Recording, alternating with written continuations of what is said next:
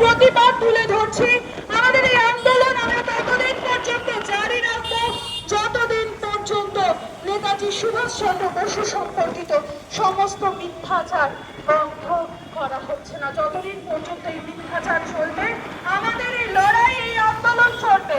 নেতাজি জীবিত আছেন, ফিরে আসবেন নেতার বেশে। বালক ব্রহ্মচারী মহারাজ বলছেন নেতাজি জীবিত আছেন, ফিরে আসবেন নেতার বেশে। তিনি কোথায় আছে, কি করছে শুধু ভারত সরকার নয়, পৃথিবীর বড় বড় রাষ্ট্র জানে, কিন্তু কারোর কিচ্ছু করার ক্ষমতা নেই, কারণ তিনি আজ শক্তি সাধনার সিদ্ধি লাভ করেছেন।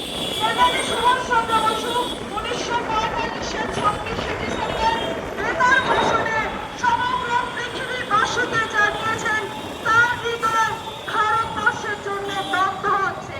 তিনি তৃতীয় বিশ্বযুদ্ধের তুঙ্গ মুহূর্তে ভারতবর্ষে প্রবেশ করবেন। নেতাজি নিজে এই বার্তা আমাদেরকে দিয়ে রেখেছেন।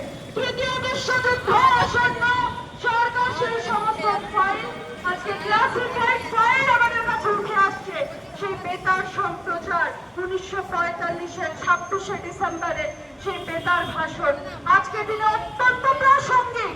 নেতাজি সুভাষচন্দ্র বসুর আগমনী বার্তা আজকে ওই চক্রান্তকারীরা, ষড়যন্ত্রকারীরা শুনতে পাচ্ছে, তার আশার পদধ্বনি শুনতে পাচ্ছে। তার জন্য আজকে তারা রাষ্ট্রনায়কের অপমানে এই কথা ব্যক্ত হয়ে উঠেছে। নেতাজি সুভাষচন্দ্র বসুকে দেশবাসীর মন থেকে চিরতরে মুছে ফেলার জন্য এই গভীর ষড়যন্ত্র আজকে রচিত হয়েছে। আমরা তারই তীব্র প্রতিবাদে বালক ব্রহ্মচারী মহারাজের ভক্ত সন্তান অনুরাগী থেকে এই রাস্তায় নেমেছি।